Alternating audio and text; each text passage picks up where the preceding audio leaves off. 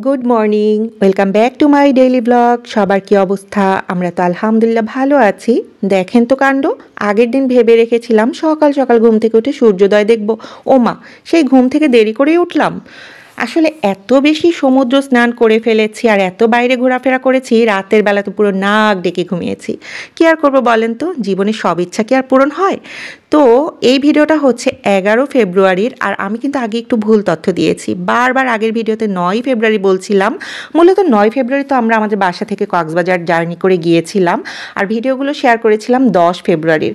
যাই হোক, ভুলটা এখন শুধরে নিলাম। আর এই যে ভিডিওটা, এটা হচ্ছে দ্বিতীয় দিনের, মানে 11 ফেব্রুয়ারির। আমরা সকালবেলা আমাদের হোটেলের ফার্স্ট ফ্লোরে চলে আসছি বুফে নাস্তা করতে। তো এখানে খাবার ছিল খিচুড়ি, পরোটা, ডাল ভুনা, মিক্সড সবজি, ডিম ভাজি, আর ছিল সুজির হালুয়া। চা তো অবশ্যই ছিল, তবে আপনারা দেখতে পেয়েছেন খিচুড়ি ছিল না এখানে। আসলে খিচুড়িটা একটু পরপরই আনা হচ্ছিল। প্রতিটা খাবারই যখনই এখানকার শেষ হয়ে যাচ্ছিল আবার আনা হচ্ছিল। তো আমার মেয়ে তার পছন্দের মতো খাবার নিল, আর আমি প্লেটটা ধরে সাহায্য করছিলাম, কারণ অনেক ভারী ছিল।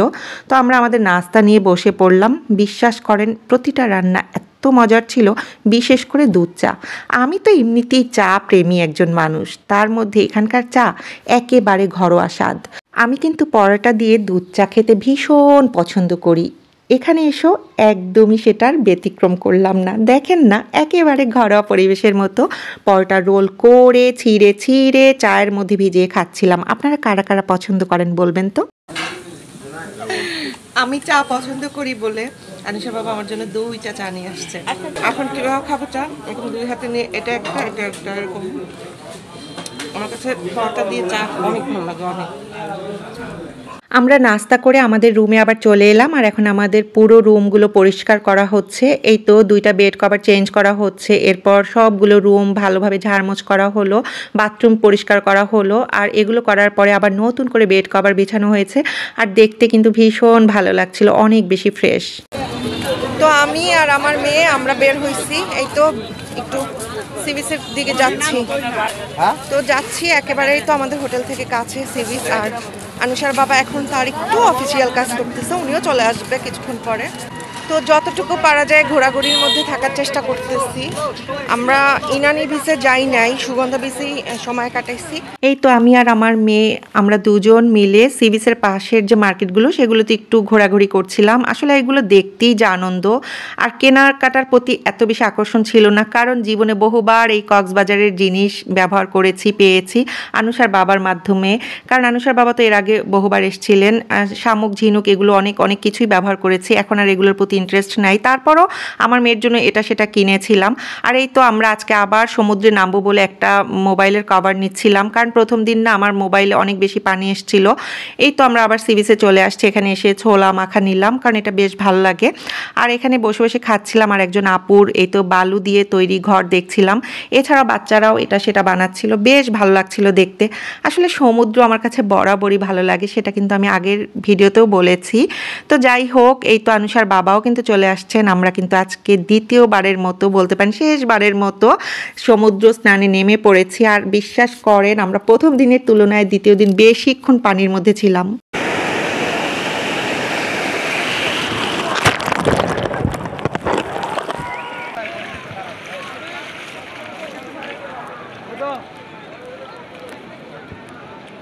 এখন বাজে ঘড়িতে বিকেল 5টা, আর এখন হচ্ছে দুপুরে খাবার খাবো। আজকে 2 মাছ সমুদ্রের পানিতে ভিজছি। তো দেখা যাক আনুষার বাবা আমাদেরকে কোথায় নিয়ে যায় খাবার খাওয়াতে। চলেন আপনাদের সাথে।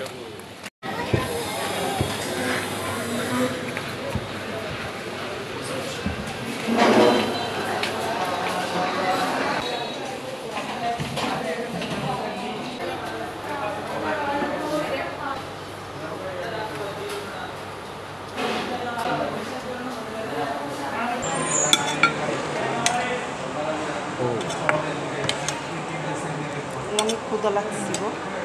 তো প্রথমেই ছুরি শুটকি ভুনা দিয়ে খাইতেছি। কক্সবাজার আসলে যদি ছুরি শুটকি ভুনা না খাই তাহলে কি হয়? এখানে সালাদ নিচ্ছি, এটা হচ্ছে চাটনি। মনে হইতেছে সব খেয়ে ফেলতে পারবে, এত ক্ষুধা লাগছে। তো এই যে ছুরি শুটকি দিয়ে দেখেন তো মনে হইতেছে অনেক টেস্ট, একেবারে লাল লাল ঝাল ঝাল। এই যে দেখেন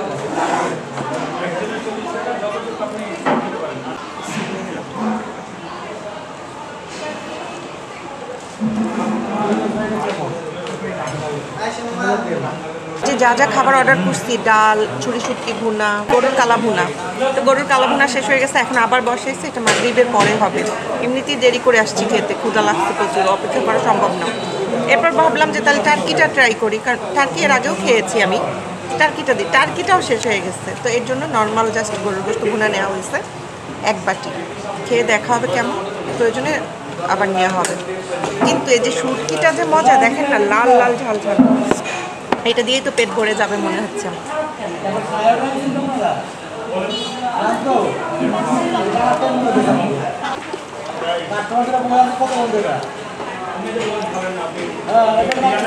এটা বড় আচার,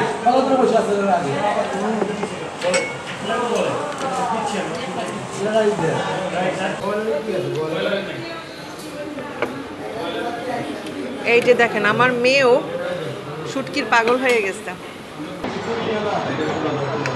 ঝাল, ভর্তাটা এত মজা, কিন্তু এত ঝাল খেয়ে মানে রীতিমতো ঘামতেছে। গরুর গোশতটাও না অনেক মজা হয়েছে, সবগুলো রান্নাই মজা।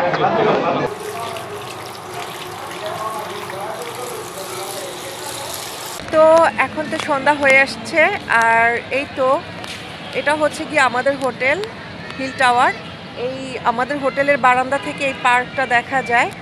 আর হচ্ছে গিয়ে আমরা যখন খাবার খেয়ে ফিরছিলাম তখন আমার মেয়ে এখানে একটু ঢুকবে বললো। এখানে আরও অনেক মানুষ আছে, বাচ্চাদেরকে নিয়ে আসছে।